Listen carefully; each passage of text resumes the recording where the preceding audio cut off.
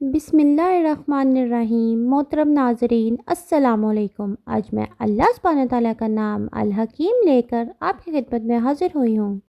الحکیم، حکمت والا، بہترین فیصلے کرنے والا، ہر کام کرنے والا، جس کا ہر فیصلہ درست فیصلہ ہوتا ہے، جس کی ہر بات درست ہوتی ہے، جس کی ہر بات حکمت پہ مبنی ہوتی ہے، جس کا ہر فیصلہ صحیح فیصلہ ہوتا ہے، وہ ہے ہمارا رب الحکیم، صاحب حکمت، صاحب دانائی۔ قرآن مجید میں اللہ تعالیٰ کا یہ نام 94 بار آیا ہے اور اکثر عزیز کے ساتھ آیا ہے، العزیز و حکیم، اور اسی طرح ایک جگہ الحکیم و خبیر بھی آیا ہے۔ اللہ سبحانہ تعالیٰ ہر کام میں حکمت سے فیصلے کرتا ہے۔ اس نے جو کچھ پیدا کیا اس کی تخلیق میں حکمت ہے۔ قرآن مجید میں اللہ تعالیٰ فرماتے ہیں، اور ہم نے آسمان اور زمین اور جو کچھ ان کے درمیان ہے، یعنی جو کچھ بھی ہے، یہ سب چیزیں بیکار پیدا نہیں کی۔ یہ تو ان لوگوں کا گمان ہے جو کفر کرتے ہیں، اور ایسے لوگوں کے لیے دوزخ کی آگ سے ہلاکت ہے۔ اس سے پتہ یہ چلتا ہے کہ آسمانوں کی تخلیق ہو یا زمین کی یا ان کے درمیان کی کسی بھی چیز کی، ان میں سے ایک ایک چیز، چھوٹی چیز ہو یا بڑی ہو، سفید ہو یا سیاہ ہو، ہر چیز کے پیدا کرنے کا ایک مقصد ہے۔ سب سے بڑھ کر انسان کی تخلیق کا ایک مقصد ہے، جہاں ایک چونٹی کی تخلیق کا مقصد ہے، جہاں ایک ہاتھی کے پیدا کرنے کے پیچھے کوئی مقصد ہے، وہاں انسان کی تخلیق بے معنی اور بے مقصد نہیں ہو سکتی۔ اسے باقی تمام مخلوق سے اوپر اٹھا کر جانوروں کی سطح سے بلند کر کے کوئی بہتر کام کرنا ہے اور اسے اپنی زندگی کا مقصد معلوم کرنا ہے۔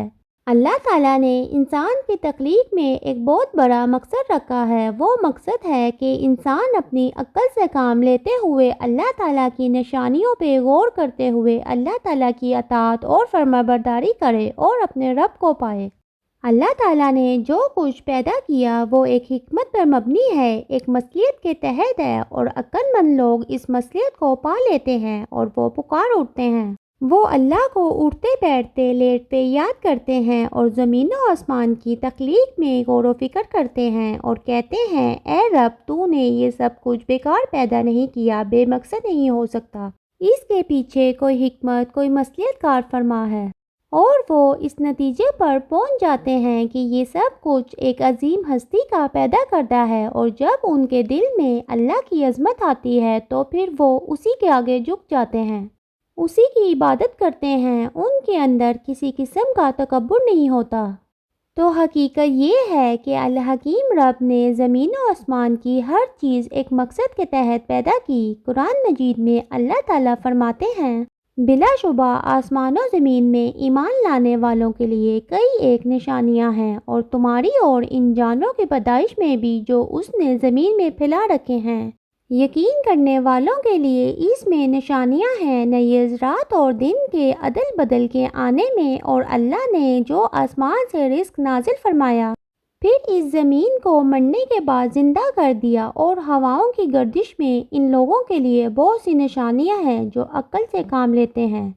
تو اس سے یہ پتہ چلتا ہے کہ ایک ایک نشانی پر غور کرنا ہم پر لازم ہے۔ اللہ تعالیٰ نے انسان کو سوچنے سمجھنے والا حیوان پیدا کیا، اس لیے بہت ضروری ہے اس میں ایک ایک چیز جس کی طرف قرآن مجید میں توجہ دلائی گئی ہے، ان پر انسان ان کی تخلیق پر غور و فکر کرے، اس کے مقصد کو پہچانے، اور پھر اس دنیا میں بھی اس سے فائدہ اٹھائے، اور سب سے بڑھ کر یہ پیدا کرنے والی عظمت کو پہچانے۔ ایک اور جگہ پر فرمایا، کیا ہم نے زمین کو ایک گہوارہ نہیں بنایا اور پہاڑوں کو میخوں کی طرح نہیں گاڑ دیا؟ یعنی غور تو کرو، دیکھو تو صحیح اللہ نے چیز بنائی کیسی۔ اللہ تعالیٰ نے اتنی بڑی بڑی چیزیں بنائی، لیکن ہم اس کی طرف توجہ نہیں کرتے، اور فرمایا تمہیں جوڑے جوڑے پیدا کیا، یہ بھی اللہ کی نشانیوں میں سے ایک نشانی ہے۔ تمہاری نیند کو سکون کا باعث بنایا اور رات کو پردہ پوش بنایا، دن کو معاش کا وقت بنایا، تمہارے اوپر مضبوط 7 آسمان بنا دیے، ایک برقتا ہوا چراغ یعنی سورج کو بنایا، اور نچڑتے ہوئے بادلوں سے لگاتار بارش برسائی تاکہ اس سے ہم اناج، سبزی اور گنے باغ اگائیں۔ تو انسان کو اللہ تعالیٰ کی ان حکمتوں پر، ہر چیز کے پیدائش کے پیچھے جو حکمت ہے اس پر غور و فکر کرنا چاہیے۔ پھر اسی طرح رات دن کے بنانے میں بھی حکمت ہے۔ فرمایا اللہ وہ ذات ہے جس نے تمہارے لیے رات بنائی تاکہ تم اس میں آرام کر سکو اور دن کو روشن بنا دیا۔ اللہ تو یقیناً لوگوں پر بڑے فضل کرنے والا ہے، لیکن اکثر لوگ شکر ادا نہیں کرتے۔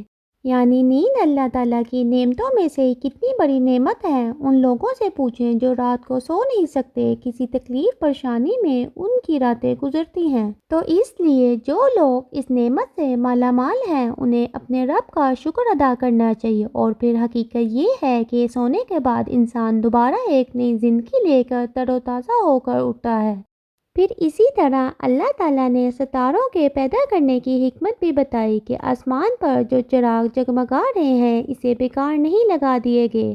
فرمایا بلا شبہ آسمان و دنیا کو ستاروں کی زینت سے مزین کیا، یعنی اللہ تعالیٰ اس کے بغیر بھی آسمان بنا سکتا تھا، لیکن اس نے کتنا حسن بخشا ان ستاروں کے ساتھ۔ اور پھر ایک ہی فائدہ نہیں ہے خوبصورتی کا، مزید حکمت بتائی کہ وہ رات کے اندھیروں میں جو سمندر میں لوگ سفر کر رہے ہوتے ہیں ان کو راہ دکھانے کے کام آتے ہیں۔ پھر اسی طرح اللہ تعالیٰ سبزیوں اور پھلوں کو اگاتا ہے۔ ان کو اللہ تعالیٰ نے بطور غذا تو پیدا کیا ہے، لیکن ان کو اپنی نشانیوں میں سے ایک نشانی بھی قرار دیا ہے۔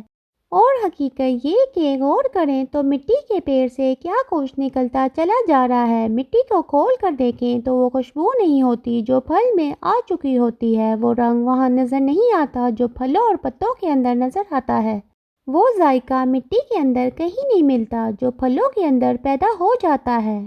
اور بہت سی چیزیں جن کو دیکھ کر لگتا ہے کہ کھانے کی ہیں، لیکن اس میں غذا کے علاوہ شفا بھی اللہ نے رکھی ہے۔ یہ سب کچھ کسی بنانے والے نے ہی بنایا، اور وہ بنانے والا بہت حکمت والا ہے جس کا کوئی بھی کام حکمت سے خالی نہیں اور بے مقصد نہیں۔ ہر چیز کو بنایا اور پرفیکٹ بنایا، جیسی انسان کو ضرورت تھی اس کے مطابق بنایا۔ اور پھر اس نام کے ساتھ کچھ دعائیں بھی ملتی ہیں۔ مثلاً قرآن مجید میں دعا آتی ہے، اے ہمارے رب ہمیں ان لوگوں کے لیے آزمائش نہ بنا جنہوں نے کفر کیا، اور ہمیں بخش دے اے ہمارے رب، یقیناً تو سب پر غالب اور کمال حکمت والا ہے۔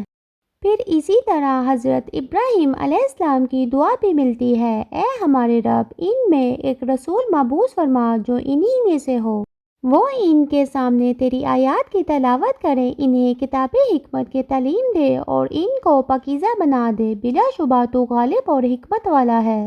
پھر اسی طرح فرشتوں کی مومن کے لیے دعا ہے، اے ہمارے رب انہیں ہمیشہ رہنے والے باغات میں داخل کر جس کا تو نے ان سے وعدہ کر رکھا ہے، اور ان کے آباء و اجداد اور ان کی بیویاں اور ان کی اولاد میں سے جو نیک ہیں انہیں بھی، بلا شبہ تو ہر چیز پر غالب اور حکمت والا ہے۔